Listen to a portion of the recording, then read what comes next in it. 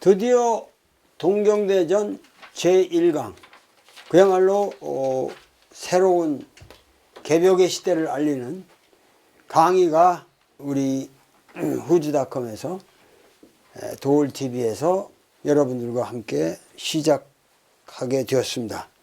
그래서 그동안 제가 여러분들에게 노자 강의만 해도 그것이 상당히 획기적인 강의죠. 근데 그 노자 강의를 109강에 걸쳐서 그야말로 82장 전체를 여러분들이 따라왔다. 한 2만 명은 꾸준히 된다고 보는데, 정말 여러분들이 그 노자를 마스터를 하고 드디어 동경대전으로 돌아오게 됐다.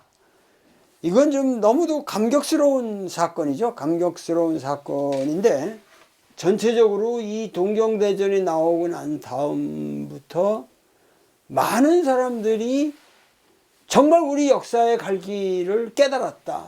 그리고 우리가 어떠한 사람이라는 것을 알게 되었고, 특히 이번에 정읍에서 제가 한 동학 매니페스토, 동학 선언문을 그 전 세계 사람들이 이제 보게 되었는데, 아직 많은 사람이 보진 않았지만은 제가 아는 사람들이 그 외국인 대학자들이 이렇게 저한테 상당히 자세한 그 소감을, 레포트를 써서 이렇게 보내는 내용을 봐도 상당히 놀랍다. 이 사람은 거의 옥스퍼드 대학 교수급인데, 수학자고 아주 대단한 사람인데, 이 사람이 얘기하기를 서양에서는 그러한 당신이 말한 그 짧은 이제 그 자막만 읽어봐도 그 자막에서 받는 느낌은 분명히 한국은 이미 19세기 중반에 불란서 혁명을 능가하는 그런 것을 했는데, 단지 불란서 혁명하고 굉장히 유사하다는 거예요. 근데 불란서 혁명은 전혀 사상이 없었다는 거지. 그냥 난동 패거리들이 그냥 한 거지. 거기에 무슨 사상이나, 그건 사후에 이제 역사가들이 의미 부여를 하는 거고, 몇 개의 선언문이 나왔다고 하지만은 이렇게 본질적인 문명의 패러다임을 바꾸는 것과 같은 그런 것은 없었다. 그러한 동학의 메시지가, 이분의 얘기로 말하면은 서양에서는 결국은 1960년대 이후에나 나오는 생각 같다. 그전에는 이런 거를 생각도 못했다, 사람들이. 인간이 신과 같은 존재라든가, 인간이 그렇게 신을 존중되듯이 그러니까 휴머니티를 디비니티로서 규정해야 된다는 그런 생각들은 1960년대 이전에는 전 세계에 존재하지 않았다. 그러면서 이제 디테일한 문제에서 자기가 이해가 안 되는 것들 이런 걸 물었는데, 그런 거는 토론을 할 수가 없는 게, 왜냐면은 이 사람이 무슨 우리 동학 사상이나 우리 역사에 대해서 깊은 지식을 가지고 있는 것이 아니기 때문에, 나도 그렇게 얘기를 했어요. 당신과 더 진지한 얘기가 되려면은 당신이 이 한국 역사를 충분히 알아야 되는데, 사실 그런 얘기를 내가 할 수 있다는 게, 나는 대학교 다닐 때 서양을 공부하느라고 정말 얼마나 고생을 했습니까, 우리가. 서양 역사, 서양 철학, 서양의 종교, 서양의 예술, 문화 현상 전반에 대해서 이건 모르면 안 된다. 다방에 앉아서 앉으면 사르트르 얘기하고 까미 얘기를 하고 맨날 이러면서 우리 청춘을 다 보냈단 말이에요, 서양을 배우느라고. 그런데 그러한 그 덕분에 우리는 지금 서양 사람들하고 얘기를 할 수 있어요. 근데 이 사람 보고도 내가 당신은 내가 서양을 배우려고 고생한 것만큼 한국을 알려고 한국 역사를 공부하고 한국 언어를 공부하고 한국 종교를 공부하고 이런 거 당신은 해보지 않았잖냐. 그러니까 우리가 정당한 대화가 안 된다. 아무런 퀘스천을 레이즈 해도. 그러니까는 우리가 열등 의식 속에서 사실은 살아왔던 과거가 얼마나 우리에게 큰 자산이 됐느냐. 얼마나 큰 자산이 됐느냐. 근데 이런 얘기들을 러셀이 했단 말이에요. 1910년대 이미 북경대학에서 강의하면서 이 사람들이 서양을 아는 것만큼 서양은 이 동양을 알지를 못할 것이기 때문에 결국은 사이언스만 얘들이 가지고 간다면 그 지식만 다 가지고 간다면은 서양은 여러 면에서 동양에 지게 될 것이다 그랬거든. 그때 나는 그런 얘기를 들으면서 굉장히 감동을 했고 내가 이 고생을 하는 것이 정말 헛고생이 아니다 라는 생각을 나는 했단 말이에요. 그러니까 오늘 이 시점에서 그야말로 동학이 이렇게 사상이 나오게 되니까는 제1차적으로는 우리나라의 모든 그 젊은이들이나 그 기존에 뜻 있는 대학 교수급의 사람들이 정말 부끄럽다. 우리가 정말 몰랐다. 동학이 뭔지를 몰랐다. 그리고 한국 사람들의 사유체계가 그런 정도로 나아가 있었다는 것을 우리는 상상도 못했지 않느냐. 그러니까 한국 그 사람들로부터 한국의 지식인들이 지금 엄청난 충격을 받고 있어요. 이 동학이라는 게 이 제 책으로 인해서 까발려졌단 말이에요. 누구나 알기 쉽게 됐단 말이에요. 사실 여러분들이 이거를 열심히만 읽으면 내 강의를 안 들어도 될 정도로 자세하게 돼 있어요. 그러나 보현 TV의 보현 작가가 말하는 대로 아무리 이 책을 읽어도 선생님의 그 강의로 한번 듣지 않으면은 이 터득되는 깊이가 다르다. 사실 우리가 이 근세를 통해서 고생을 한 게 예를 들면 화이트헤드를 책으로 읽는다. 이거 정말 피 터지는 거예요. 이 고생이라는 게. 근데 사실 하버드 가서 강의를 그때 내가 갔을 때 이미 돌아가셨지만은 하버드에서 그 화이트헤드 강의를 직접 들었던 사람은 다를 거예요. 당신이 말하는 거 핵심이 뭐냐 하고 질문을 해볼 수도 있고 영 못 알아듣겠다. 좀 쉬운 말로 해봐라 그러면은 화이트헤드는 친절하게 얘기해 줄 거라고.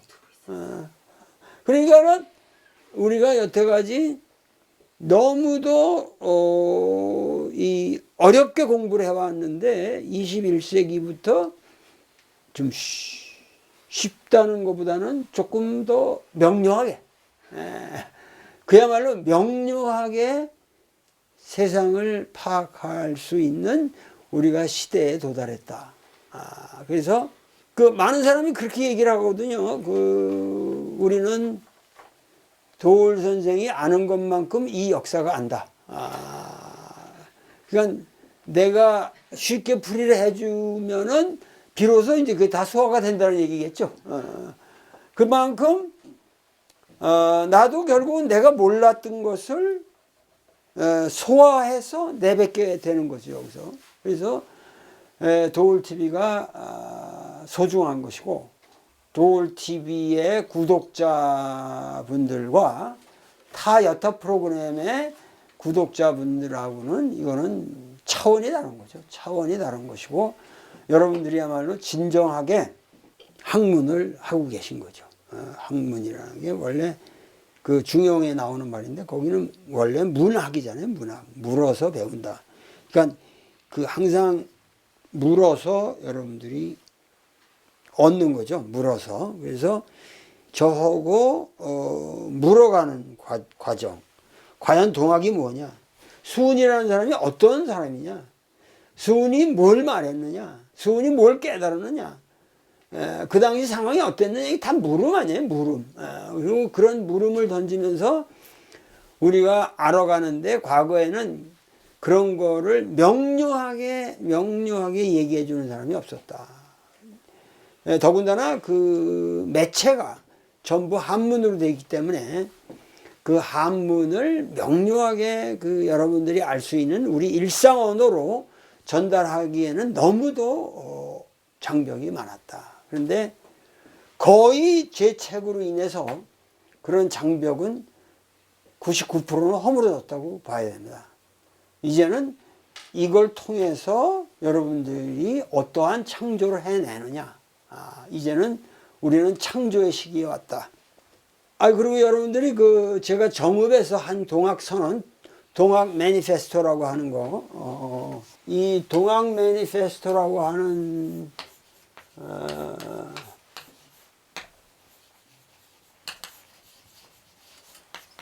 이게 정읍에서, 한 것이 지금 나가고 있는데, 영역돼서 전 세계 사람들이 지금, 보고 있습니다. 그래서, 여러분들이 동학선언문을 반드시 한번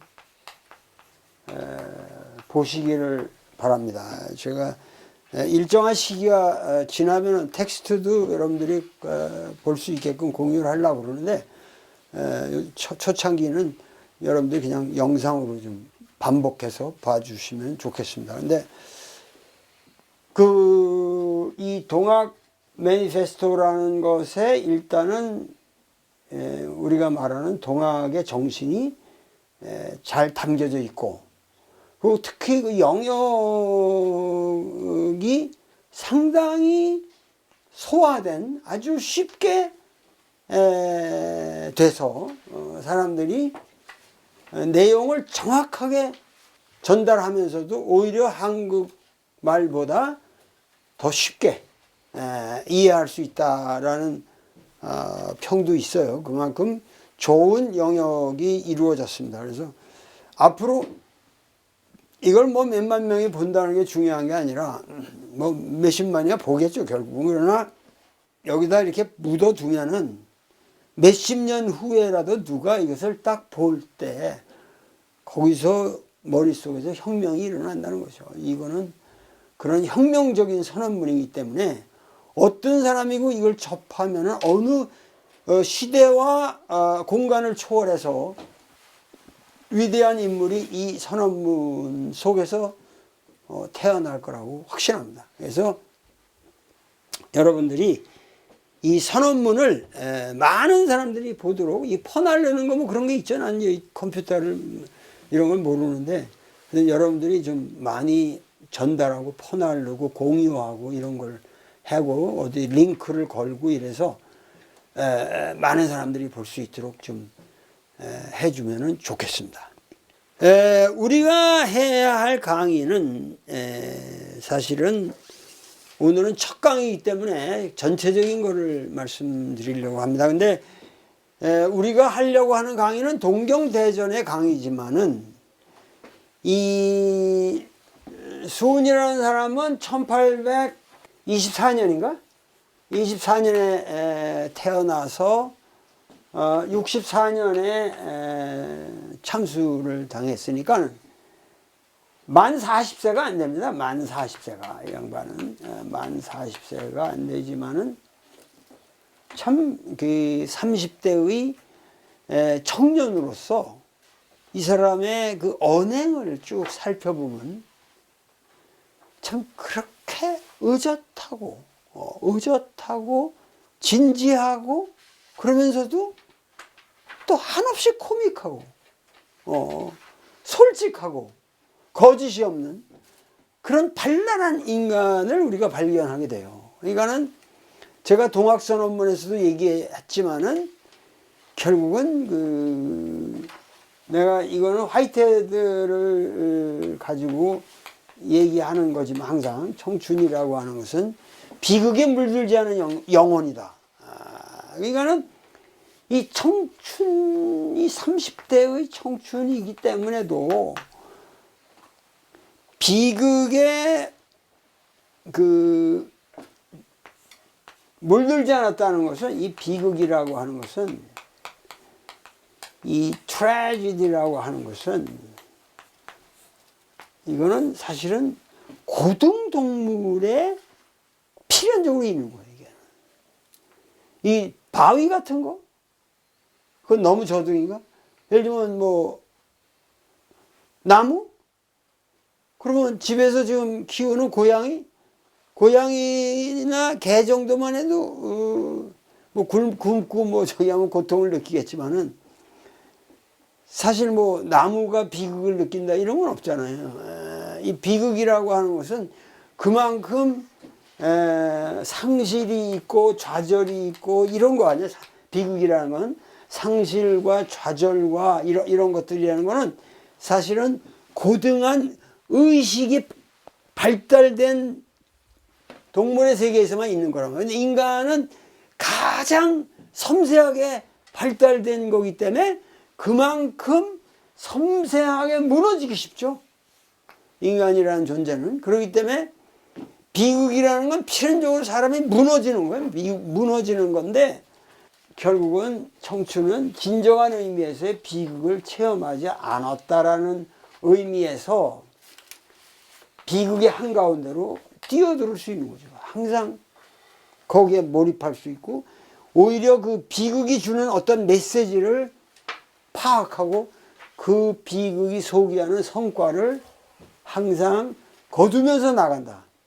그럼 우리 역사라는 거는 사실은 전 인류적으로 볼 때 항상 가장 높은 수준까지 간 거예요. 뭐냐면은 조선 왕조라고 하는 것 자체가, 여러분들이 조선 왕조라는 걸 우리가 지금 항상 이 주작과 관련해서 앞으로 이게 전체를 얘기하겠지만은, 주작이라는 걸 갖다가 가지고 뭐든지 조선 왕조하고 결부시키면서 주작이라는 걸 갖다가 전근대 사상이다 이렇게 본 거라. 항상 봉건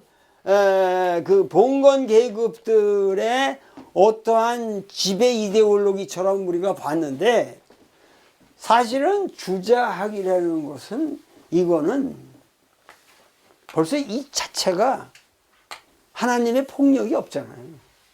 하나님의 인격신의 폭력이 없는 거예요. 이거는 하나님 도덕의 체계라고. 근데 그거를 리와 기라는 문제를 가지고 얘기를 하잖아요. 리와 기라고 하는 얘기를 가지고 얘기하는데, 주작에서도 리라고 하는 것은 관념적인 하나의 지배적인 관념이 아니라고. 그러니까 리조차도 기의 조리라고 보기 때문에, 리조차도 기의 조리라고 보기 때문에 리와 기가 완전히 이분화되지 않는단 말이에요.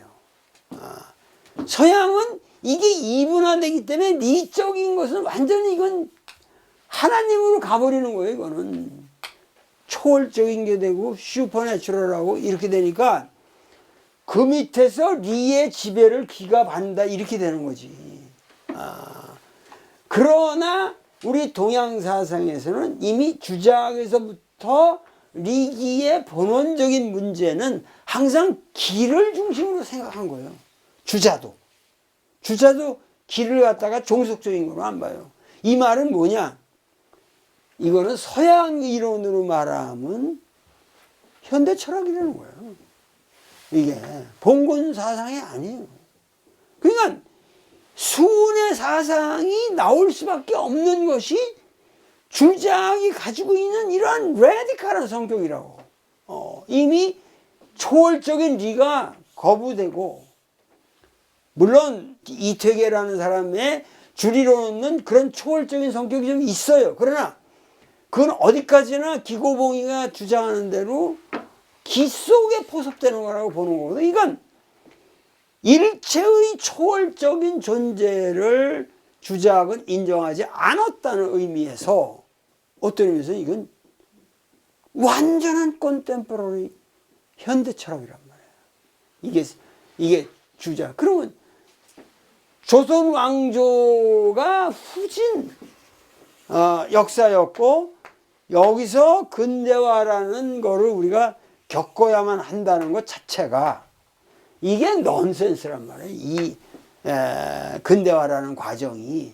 그러니까 그런 의미에서 뭐냐면 우리 조선이라고 하는 것은 세계사적으로 어떻게 해서 이 수운의 이런 사상이 나올 수 있었냐 하는 것을 이제는 진지하게 토론해야 한다는 거죠. 무슨 얘기냐면은 주자학 자체가 사실은 주자학 이념적인 구조로 본다면 주자학 자체가 서구에서 말한다면 전근대가 아니라 이게 근대 철학이고 현대 철학이라는 얘기죠.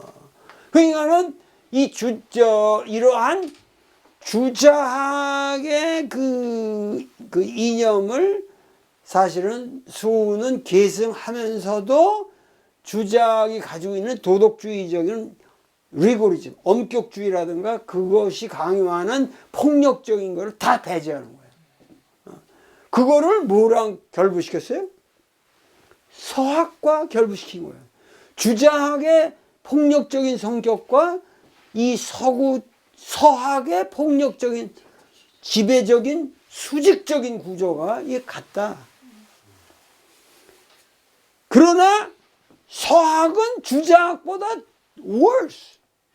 주자학보다 이건 더 사악하고 조잡한 형태다. 그러니까 이 사람이 말하는 게 어떻게 해서 그런 사상이 우리는 지금 서양에서는 1960년대 이후 민권운동 이후로 나오는 이 자유로운 비틀즈 나오고 이런 사상 이후로나 인간이 신이다라는 그런 생각이 일부적으로 있는데 이 사람 얘기는 무슨 수피즘에도 뭐 그런 얘기가 있다고 그러대. 그 이슬람의 수피즘에도 오히려 그런 동학적인 요소가.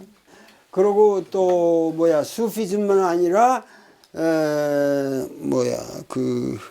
이 수피즘은 수니 시아파 이런 거하고 이 메인스트림하고 또 다르대.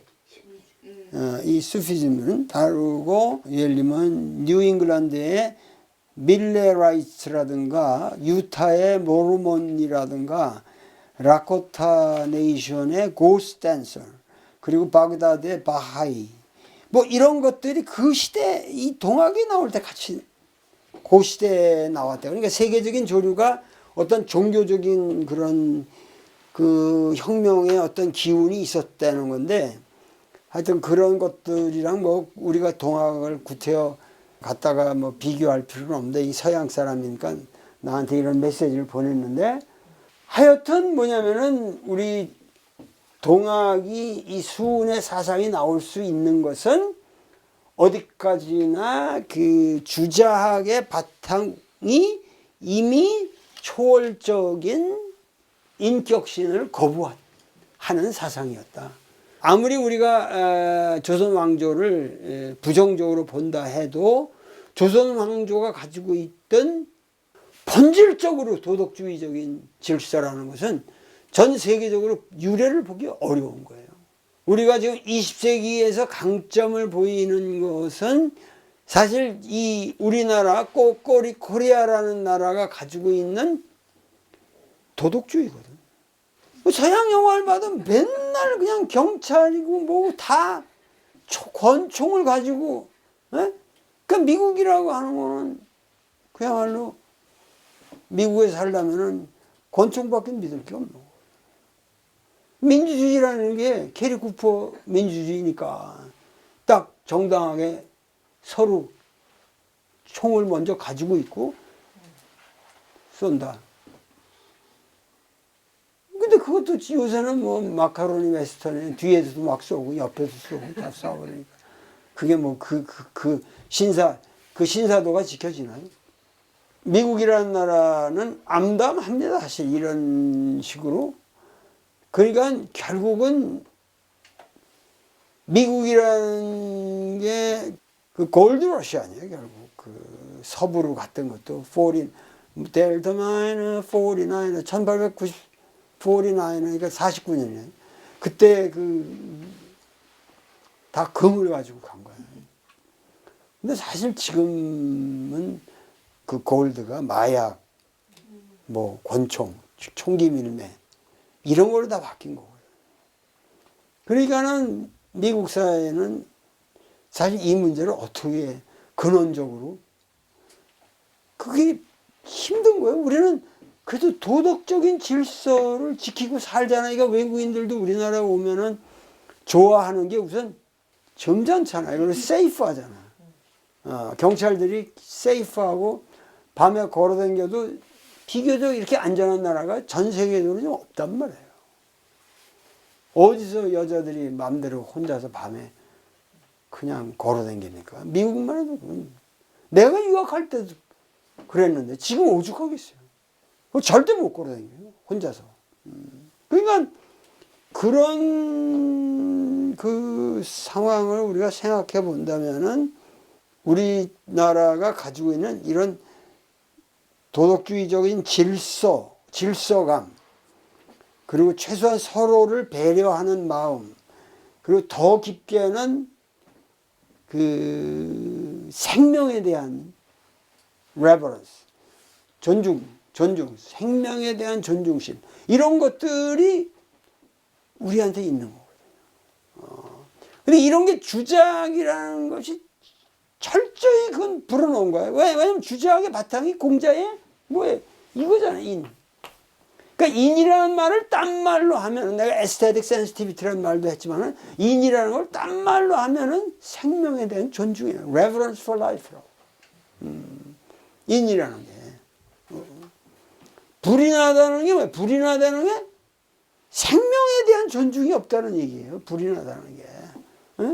그러니까,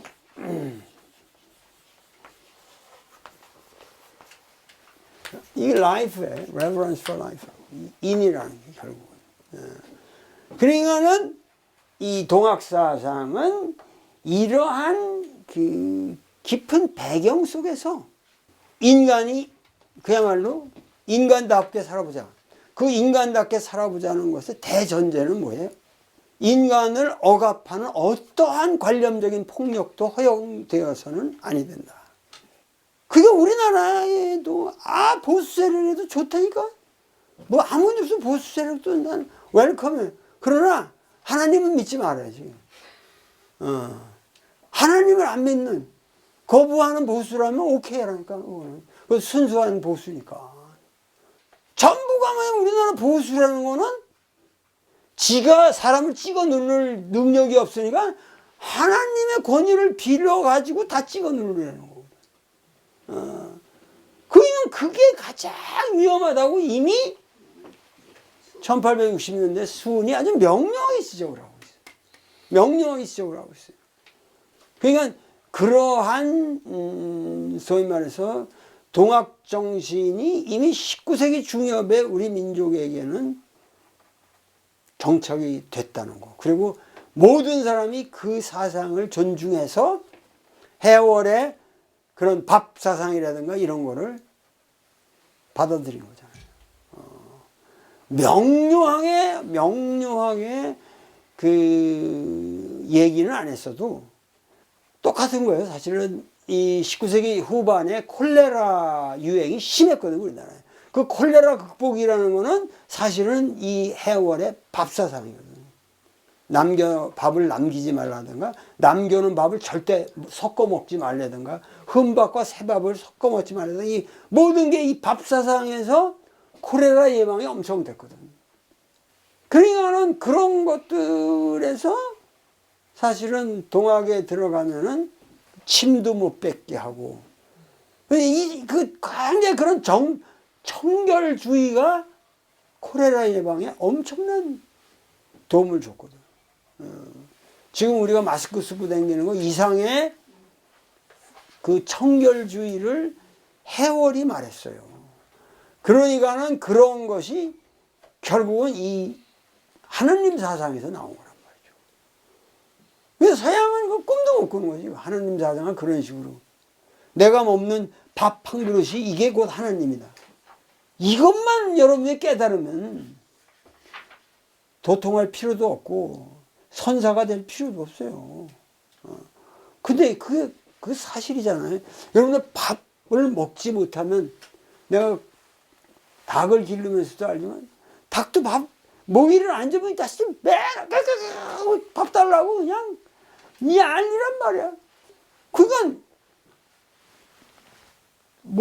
밥 때문에 생명이 유지되는 거 아니야.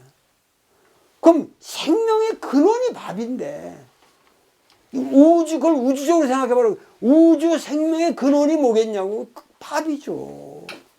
모든 게 식물이고 뭐고 다 밥 때문에 사는 거 아니에요, 지금. 땅에서 영양분을 빨아들일 때 거기서 오는 모든 유기물, 무기물이 다 밥이잖아요, 밥.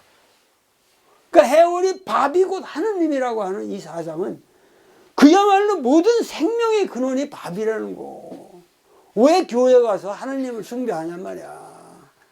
밥 먹기 전에 밥을 숭배하고, 밥을 귀하게 여기고, 많이 푸지 말고 조금만 퍼서 잘 소화시키고, 그래가지고 아름답게 떡을 넣고, 이거 이상의 가르침이 없어요. 동학이라는 게 이거 이상. 난 밥이라는 것이야말로 생명의 근원이다. 아니, 모든 제사상 차리는데 얼마나 힘들었냐고. 여자들이 옛날에 제사상 때문에 1년에 어느 집에서는 뭐 열 몇 차례 그냥 여자들이 그냥 죽어나잖아요, 그냥. 그런데 제사상은 청수 한 그릇으로 족하냐. 왜?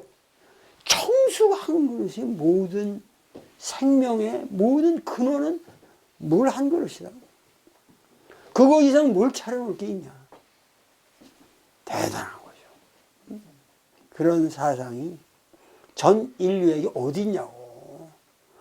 밥 한 그릇을 하느님이라고 그걸 숭배하라는 건데, 물 한 그릇을 떠놓고 그걸 숭배하라. 이거는 우리 민중이 몇만 년을 해온 거란 말이야, 이게. 장독대에다가 쌀 한 쪽에 놓고 물 한 쪽에 놓고 촛불 하나 켜놓고 거기서 맨날 타양살이 간 자식들 그냥 어떻게 해달라고 빌고, 그거 우리가 몇 년, 이게 동학의 문제가 아니라니까 우리가 고조선으로부터 몇만 년을 그냥 해온 건데, 뭐가 이게 도대체 동학이 뭐가 어려웠냐 이거야. 그 우리는 이런 우리의 위대한 자산을 옛날에 이걸 다 저등 종교다.